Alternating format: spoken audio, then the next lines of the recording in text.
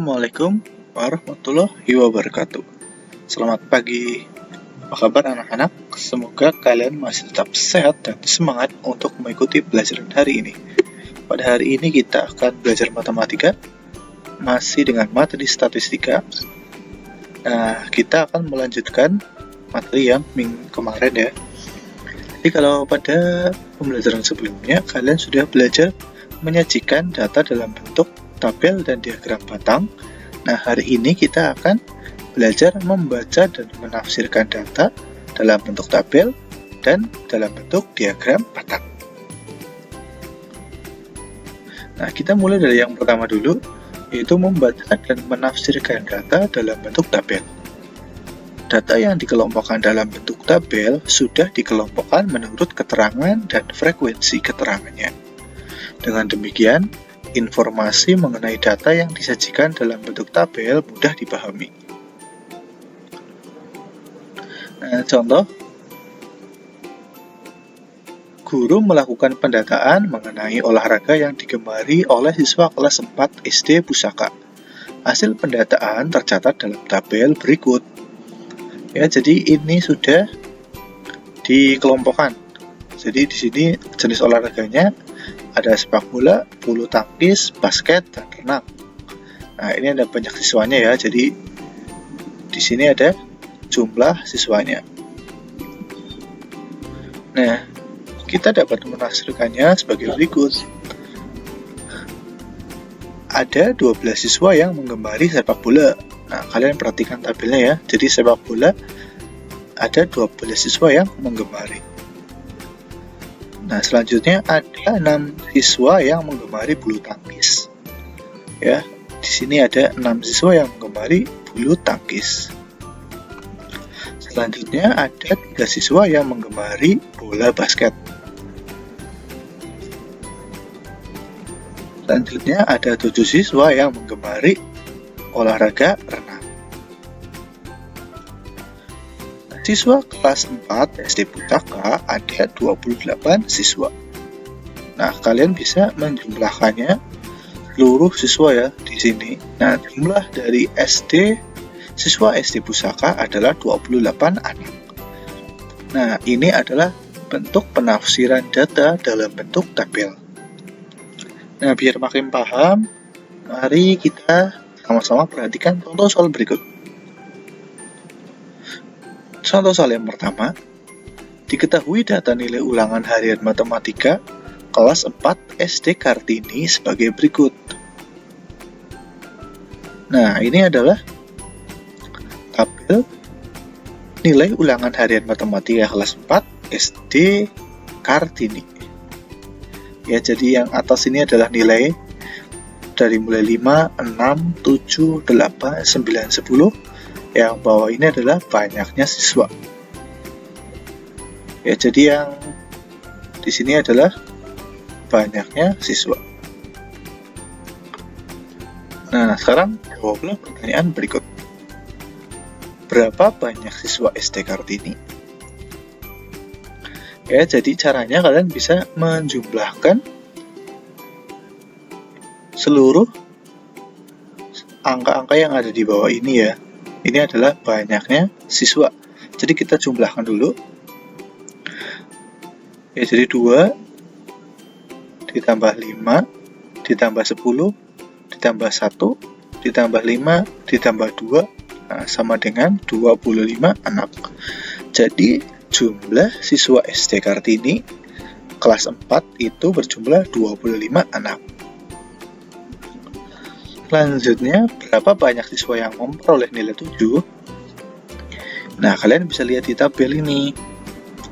Ini ada di nilai 5, 6, 7. Nah, yang mendapat nilai 7 adalah ada 10 siswa ya. Nah, jadi yang siswa yang mendapat atau memperoleh nilai 7 ada 10 siswa. Selanjutnya, berapa banyak siswa yang memperoleh nilai lebih dari 6? Nah, lebih dari 6 berarti ada 7, 8, nilai 7, 8, 9, dan 10. Nah, ini kan lebih dari 6. Nah, kita jumlahkan banyak siswanya. Dari mulai 7 ya. Jadi yang mendapat nilai 7 ada 10 siswa. Jadi 10 ditambah 1 ditambah 5 ditambah 2 sama dengan 18. Ya, jadi ada 18 siswa yang memperoleh nilai lebih dari 6.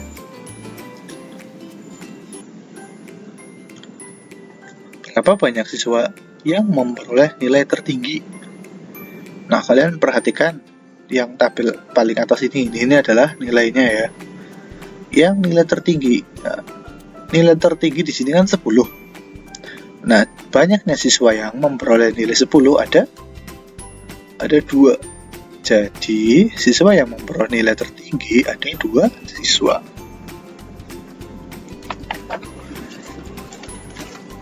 Selanjutnya, contoh soal yang kedua. Data hasil panen buah jeruk di Desa Bangun Aji dalam kurun waktu 5 tahun terakhir sebagai berikut.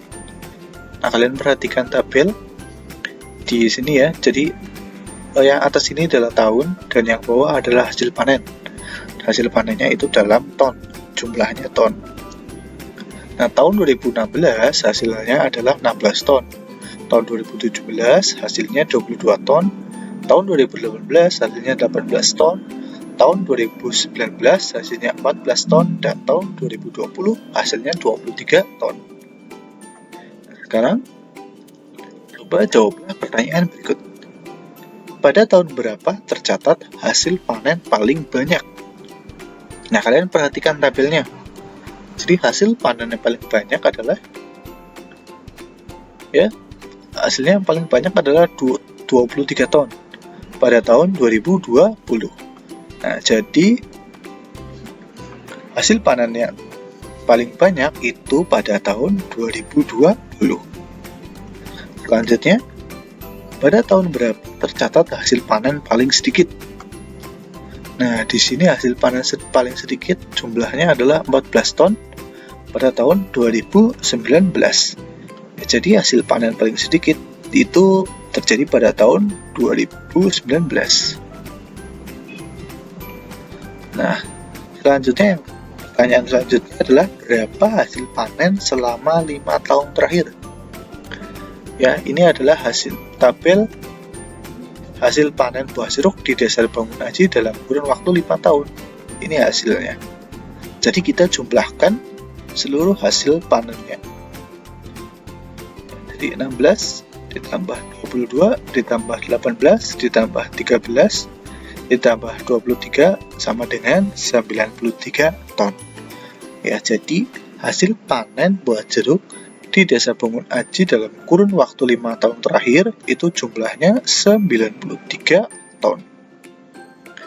Nah, itu tadi cara menafsirkan data dalam bentuk tabel. Nah, selanjutnya kita akan belajar membaca dan menafsirkan data dalam bentuk diagram batang. Langsung ke contoh ya. Jadi berikut diagram batang hasil produksi sepeda pada semester kedua tahun 2020.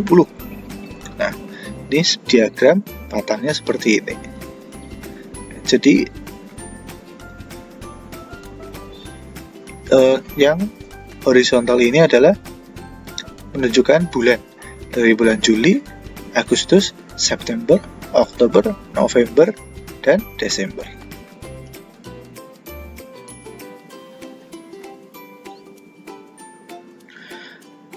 Hasil produksi sepeda pada bulan Juli tahun 2020 adalah sebanyak 9.000 unit. Hasil produksi sepeda pada tahun 2020 sebanyak 11.000 unit. Nah, hasil produksi sepeda pada bulan September tahun 2020 sebanyak 8.000 unit. Hasil produksi sepeda pada bulan Oktober 2020 sebanyak 8.000 unit. Selanjutnya, hasil produksi sepeda pada bulan November tahun 2020 sebanyak 10.000 unit. Nah, selanjutnya hasil produksi sepeda pada bulan Desember tahun 2020 itu sebanyak 7.000 unit. banyak sepeda yang diproduksi selama semester kedua tahun 2020 adalah 53.000 unit. Nah, jadi kita jumlahkan seluruh hasil produksi sepeda dari bulan Juli, Agustus, September, Oktober, November, dan Desember. Jumlahnya itu 53.000 unit. Nah, biar makin paham, sekarang perhatikan contoh soal berikut. Yang nomor 1, diagram batang di bawah ini menunjukkan olahraga kesukaan siswa kelas 4. Ya, jadi yang vertikal, garis yang vertikal itu menunjukkan jumlah siswa atau frekuensinya. Nah, garis yang horizontal ini adalah menunjukkan kesukaan atau olahraga yang disukai oleh siswa. Ada voli, basket, sepak bola, dan bulu tangkis. Nah, pertanyaannya, berapa banyak siswa kelas 4? Ya, kalian bisa menghitungnya.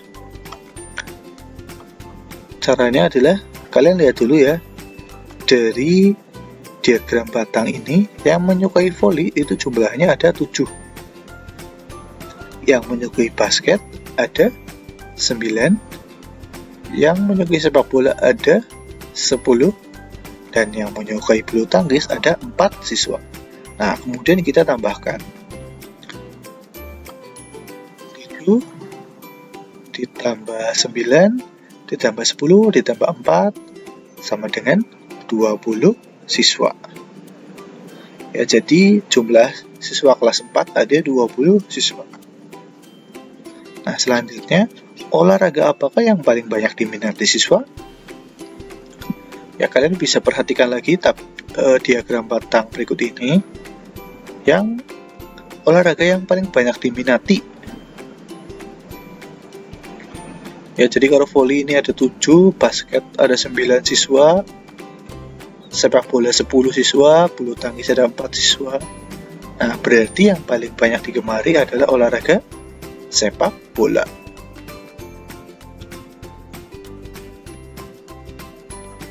Pertanyaan selanjutnya, berapa banyak siswa yang menyukai olahraga basket? Nah, perhatikan lagi diagramnya. Siswa yang menyukai olahraga basket ini ada 9 siswa.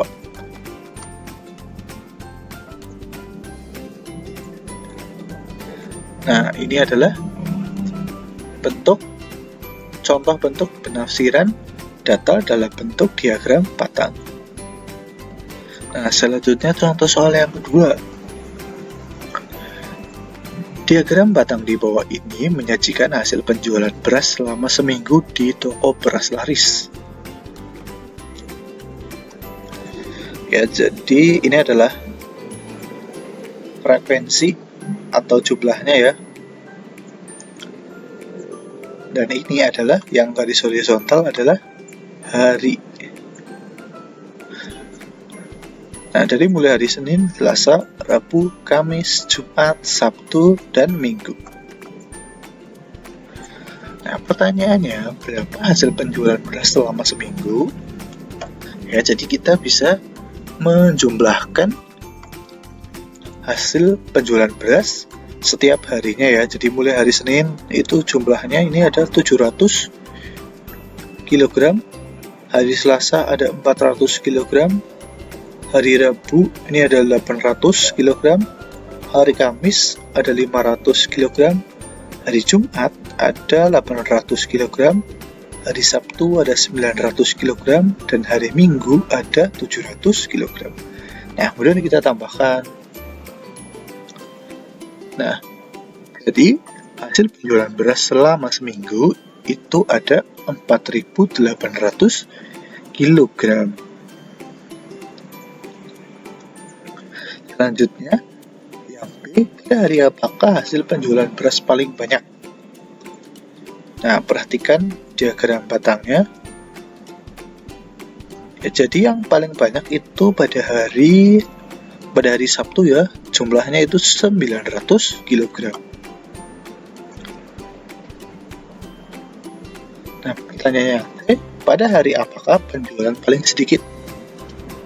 Nah, kalian bisa melihat, jadi penjualan yang paling sedikit ini terjadi pada hari Selasa ya, karena pada hari Selasa toko beras laris ini hanya mampu menjual 400 kg beras.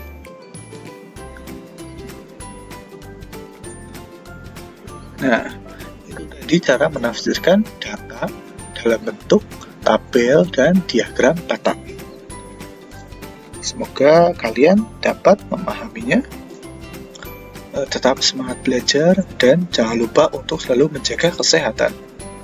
Terima kasih. Wassalamualaikum warahmatullahi wabarakatuh.